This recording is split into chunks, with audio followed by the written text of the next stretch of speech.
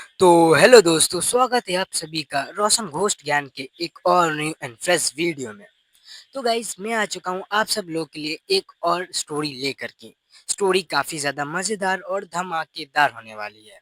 I hope आप लोग को ये स्टोरी काफ़ी ज़्यादा पसंद आएगी। अगर स्टोरी आप लोग को अच्छी लगी तो वीडियो को लाइक करना, चैनल पे न्यू हो तो चैनल को सब्सक्राइब कर देना, बेल नोटिफिकेशन को प्रेस करके ऑल पे सिलेक्ट कर देना गाइस, क्योंकि मेरे को सपोर्ट की अभी काफ़ी ज़्यादा ज़रूरत है। और होगा तो अपने दोस्तों में शेयर कर देना अगर आप लोग को स्टोरी अच्छी लगी तो।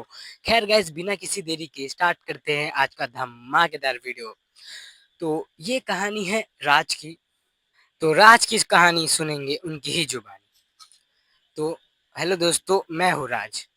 तो ये उस समय की बात है जब मैं अपने दोस्त के साथ एक हाईवे से जा रहा था।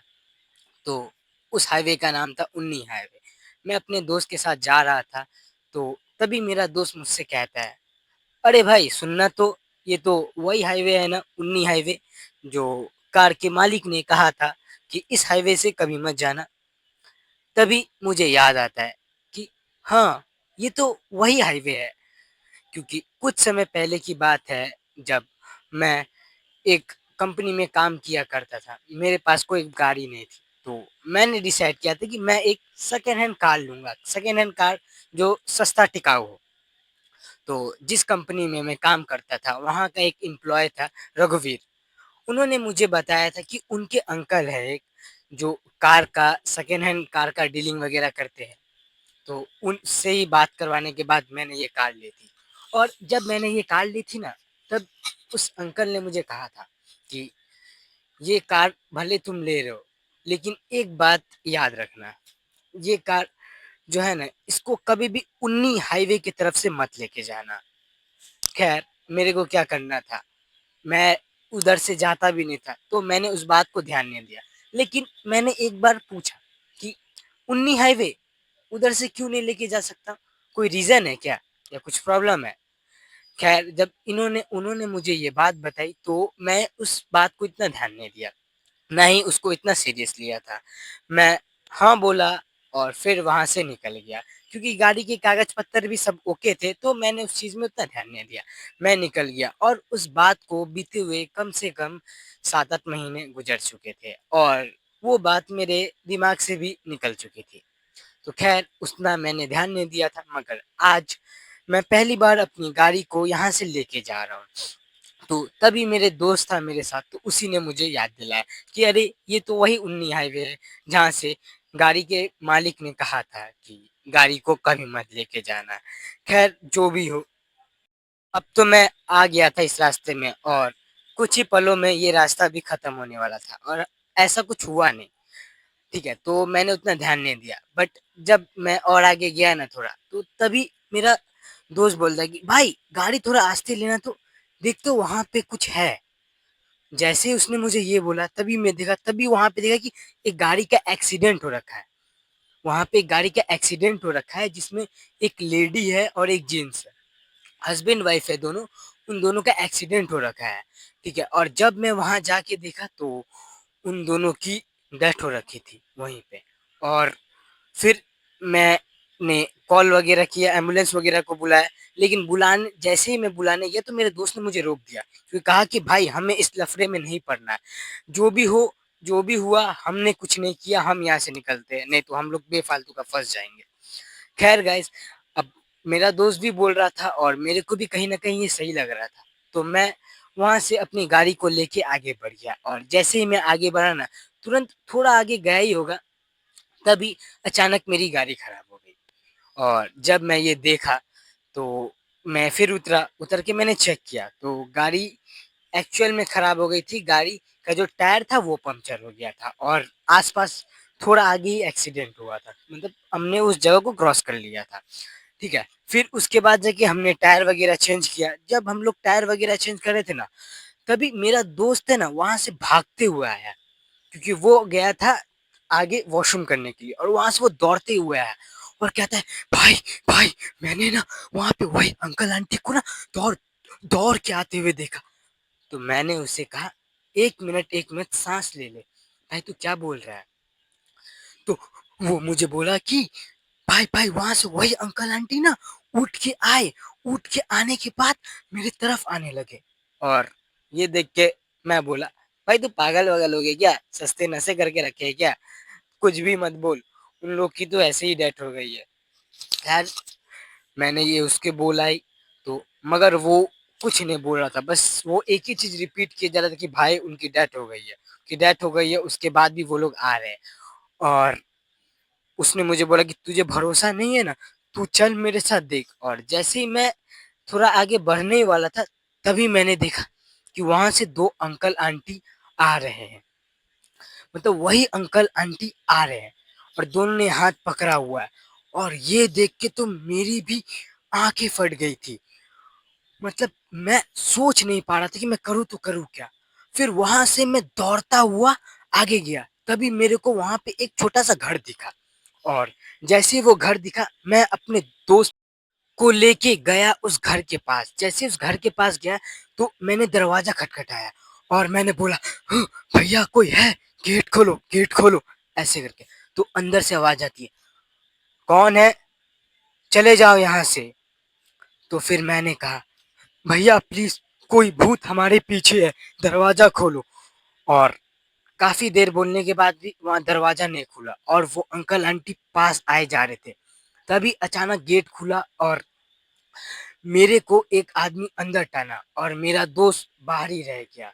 और मेरे ही आंखों के सामने मेरे दोस्त को उन्होंने अपने साथ लेके गया। उस घर में मंदिर वगैरह था बोल के वो जो भूत या बोल लो या अंकल आंटी बोल लो जो अंदर नहीं आ पा रहे थे। उस दिन हुआ यूं कि मैं तो अंदर आ गया और जैसे ही मैं अंदर आया तो मैं देखा कि वहां पे एक अंकल है 6 फुट के और एक और आदमी था। उसके बारे में मेरे कुछ पता नहीं था, बस वो घर के एक कोने में बैठा हुआ था चुपचाप। और ये देखने के बाद वो जो आदमी था जिसने मेरी मदद की थी, उसने भी मुझे कहा कि तुम चुपचाप से एक कोने में बैठ जाओ। और मैं पूछ ही रहा था उनसे कि कौन है, वो हुआ क्या। तब जाके कुछ समय बाद उन अंकल ने मुझे बताया कि ये अंकल आंटी है, इन लोगों को कुछ महीना पहले ही एक्सीडेंट हो गया था। कुछ बाइकर जो थे वो उनको मार दिए थे, कुछ लुटेरे वगैरह मार के उनका जितना भी सोना गहना वगैरह होता उन सबको लूट लिया था। इसी की वजह से उनकी आत्मा अभी भी उन लोगों को ढूंढ रही है। और फिर उस जो घर के छत पे से उन्होंने मुझे बताया कि वो वहाँ। और जब मैंने देखा उस तरफ जिस तरफ उन्होंने उंगली की थी, तब उसी तरफ मैंने देखा कि एक शव लटका हुआ है। और मैंने बोला कि वो कौन है? तो बोला कि ये वही लड़के हैं जिन्होंने उन लोगों के को मारा था। उन लोगों ने अपना बदला पूरा ले लिया, फिर भी वो लोग छोड़ के नहीं जाते हैं। अपने शिकार का इंतजार करते रहते हैं कि ऐसे ही मिले और उनको मारे। यही सब बात करते करते सुबह हो गई और मैं उस घर से निकल गया। मैं उस घर से निकल के वहां से मैं उसी उन्नी हाईवे के रोड पे गया सुबह में। और मैंने अपने दोस्त को आवाज लगाई, ढूंढा, वो मेरे को कहीं नहीं मिला। क्योंकि उस अंकल ने भी मुझे कहा था कि अब तुम्हारा दोस्त कभी लौट के नहीं आ सकता। और मुझे इस बात पे बिल्कुल भी भरोसा नहीं हो रहा था, क्योंकि वो मेरा बचपन का दोस्त था और मैं ऐसे उसको छोड़ के नहीं जा सकता था। मगर मैंने वहां से फिर वापस आवाज लगाने के बाद मैं वहां से घर गया। घर जाने के बाद पुलिस वगैरह को कॉल किया। जब मैं पुलिस वगैरह को कॉल किया तो वहीं पे आया और उसके मम्मी पापा भी आए और मैंने ये सारी बात बताई। मगर कोई भी मेरे बात पे भरोसा नहीं कर रहा था, क्योंकि ऐसा चीज ही हुआ था हमारे साथ। और उस रात जो मेरे साथ हुआ ये मैं कभी नहीं भूल सकता। खैर, ये सब बात को कुछ महीने बीत गए हैं। मैं अब जाके ठीक हूँ। मैं मेरे को उस गम से उतरने में बहुत ज़्यादा टाइम लगा। लेकिन मेरे को अभी भी एक बात समझ नहीं आ रही थी। जिस घर में मैं गया था ना, उस घर में एक शख्स था और उस शख्स को मैं नहीं जानता था। लेकिन फिर वापस कुछ दिन बाद मैं एक जगह पे बैठा हुआ था, तो कुछ दिन बाद मैं यही सब सोच रहा था। तो मेरे ना को वो घर जो था ना वो दोबारा कभी नहीं दिखा। क्योंकि सोचने वाली ये बात है, जिस घर में मैं घुसा था वो घर मेरे को दोबारा उस जगह पे दिखा ही नहीं। मैं गया था 2-3 बार आसपास पूछा, तो उन लोगों ने मुझे बताया कि यहाँ पे ऐसा कोई घर ही नहीं है। और ये सुन के तो मेरा दिमाग और ज़्यादा ख़राब हो गया था। जिस घर में मैं गया था वो घर वहाँ पे एग्ज़िस्ट ही नहीं करता, तो मैं गया कैसे? ऐसे बहुत सारे सवाल मेरे मन में गूँज रहे थे। मैं बहुत सारे सवाल ढूँढ रहा था, जिसके जवाब मुझे नहीं मिल रहे थे। ख़ैर, वो कौन था शख्स, वो घर था, वो मेरे को क्यों बचाया, वो मेरे को क्यों मदद किया, ऐसे बहुत सारे सवाल थे, मगर मैं इसका जवाब नहीं ढूँढ पाया और वो मेरे को घर भी कभी नहीं दिखा, ना वो शख्स।